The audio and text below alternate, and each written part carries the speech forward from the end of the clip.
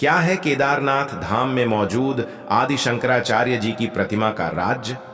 कहते हैं कि केदारनाथ की पवित्र भूमि पर हर पत्थर, हर ध्वनि, हर शिला में कोई ना कोई रहस्य छुपा है। लेकिन इन सभी रहस्यों में से एक रहस्य ऐसा भी है जो वहां विराजमान है, एक विशाल प्रतिमा के रूप में। ये प्रतिमा किसी साधारण संत की नहीं, बल्कि उस दिव्य आत्मा की है जिसने पूरे भारतवर्ष को एक सूत्र में पिरोने का कार्य किया, जिसे हम जानते हैं आदि शंकराचार्य। ये प्रतिमा आज केदारनाथ मंदिर के ठीक पीछे मंदिर की छाया में स्थित है। दूर से देखने पर लगता है जैसे कोई योगी तप में लीन है।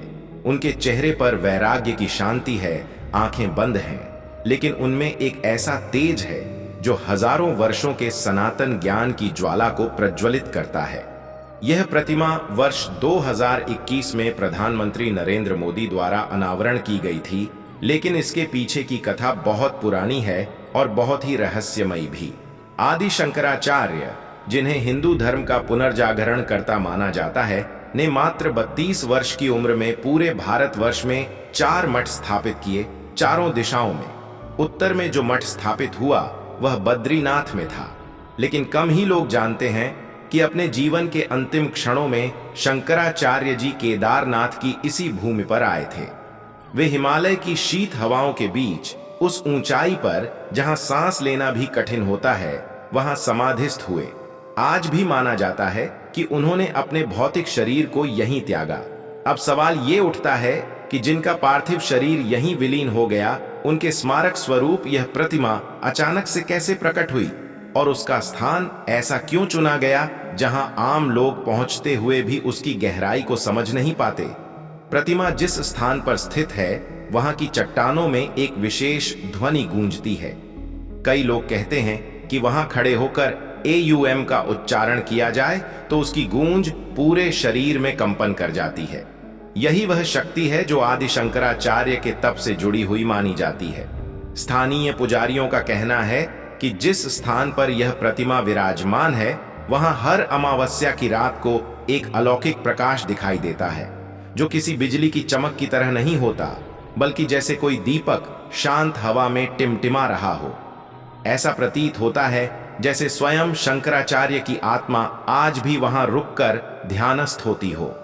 इस प्रतिमा को बनाने में विशेष काले पत्थर का उपयोग हुआ है, जो भारत के दक्षिण भाग से लाया गया।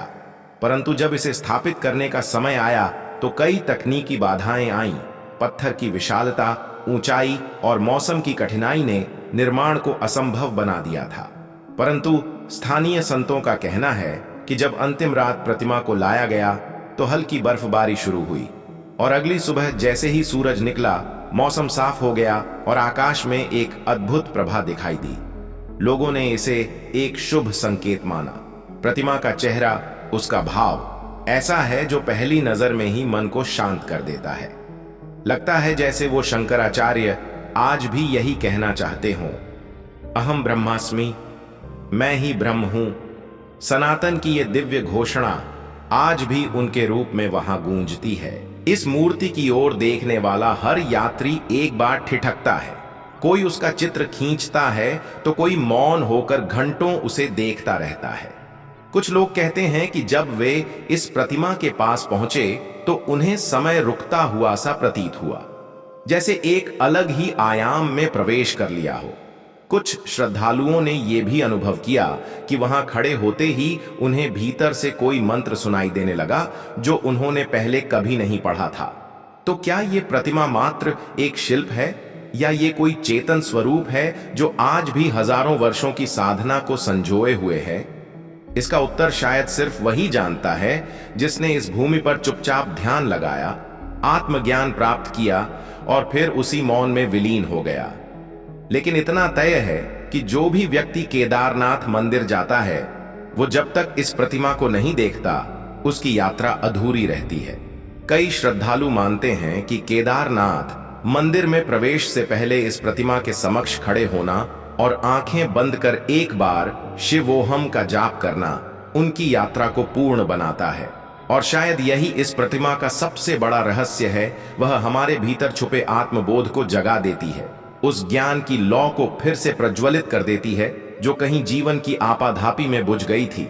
इसलिए अगली बार जब भी आप केदारनाथ जाएं, उस प्रतिमा के सामने एक बार आंखें बंद करके खड़े जरूर हों। शायद आपको भी महसूस हो जाए एक कंपन, एक ऊर्जा, एक संकेत कि कोई दिव्य शक्ति अब भी वहां मौजूद है। हर हर महादेव।